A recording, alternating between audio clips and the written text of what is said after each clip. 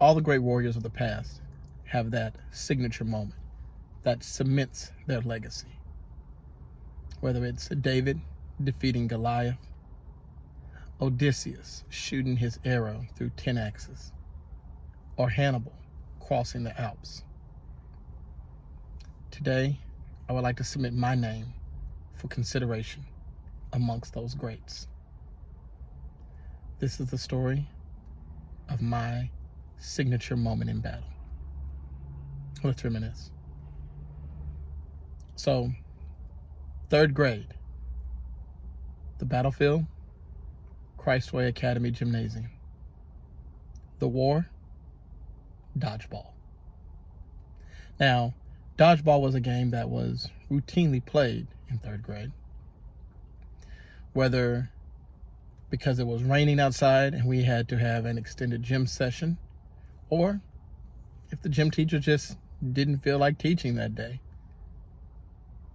Now, the teams were always split between two people. You had Team Clint or Team Nathan. Now, Clint was the all-American kid. Tall, athletic, blonde hair, buzz cut, blue eyes. Nathan was strong, husky, buzz cut, and was notorious for throwing balls so hard that they caused bruising. Now, there was an X factor.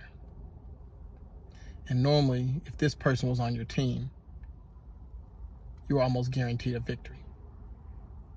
And that was Andy. Andy was lanky, agile, very difficult to hit. So on this particular day, I was on Clint's team. And fortunately for me, we also had Andy on our team. So before the game even started, confidence was extremely high. Now, a typical dodgeball game would usually end in a face-off between Clint and Nathan. They would normally pick off the weaker players early and set up that ultimate battle at the end. However, on this particular day, Nathan targeted Clint very early, which was a strategy he hadn't used before. Nathan threw one of his patented fastballs, and it hit Clint square in the chest. Clint tried to catch it, but he dropped the ball.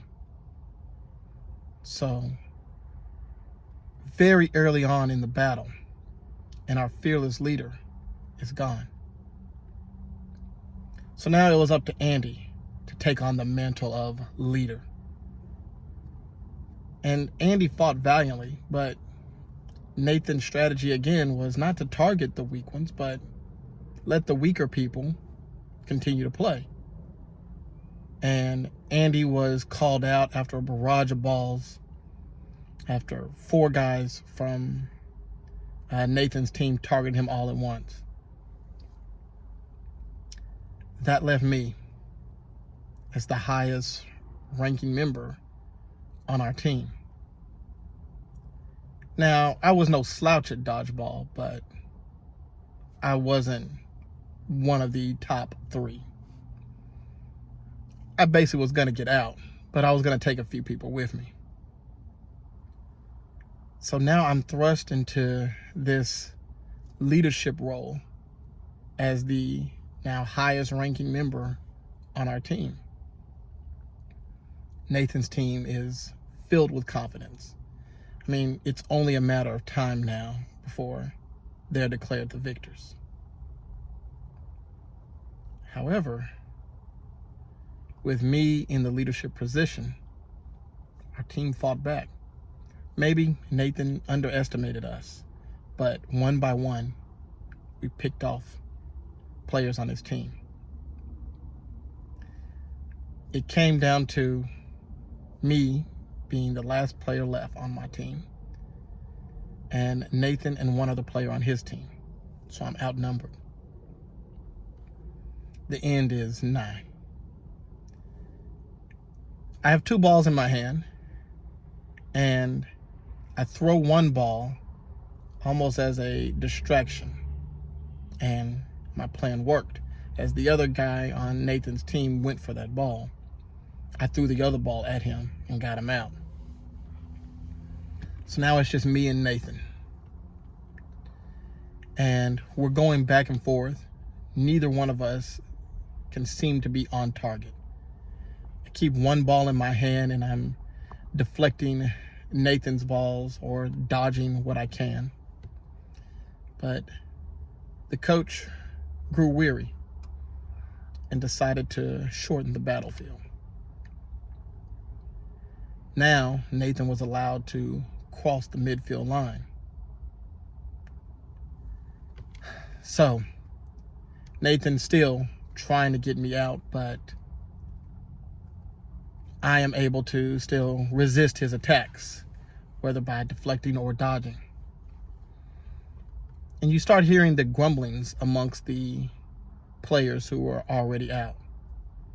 They wanted to play another game or do something else, but waiting in the stands was obviously not fun. The game persisted, and I fought valiantly. But I made a calculated risk. I told myself, the next time Nathan throws a ball, I'm going to try and catch it. I mean, the way I saw it, if he got me out, I still have a great story to tell. How I battled Nathan to the very end. If, by some unlikely chance, I was able to catch the ball, I would be a legend. So Nathan drew his ball back, and he threw his ball with all of his might. And I dove for the ball. And I felt the ball hit me in my chest. And I fell to the ground. I wrapped my arms around the ball, and I rolled. My glasses fell off my face. I didn't know if I caught the ball or if I was out. I laid there blindly, and I hear the cheers all around me. Oh my God, you caught one of Nathan's balls. You did it. You defeated Nathan. I still wasn't fully aware of the magnitude of what had just happened. But all the kids came rushing from the stands, and they surrounded me, and they chanted my name. I had gotten Nathan out in probably one of the greatest dodgeball games in Christway Academy history. That week, I was a legend. Everyone wanted to play with me at recess. Everyone wanted to eat lunch with me. I was cemented as one of the top dodgeball players. Now, that legacy didn't last long, as the next dodgeball game, I went back to my ways of getting out early. But for that one moment, as I decided to dive for Nathan's ball and take that risk, I was king of the world. Well, thank you for listening. Peace, and God bless.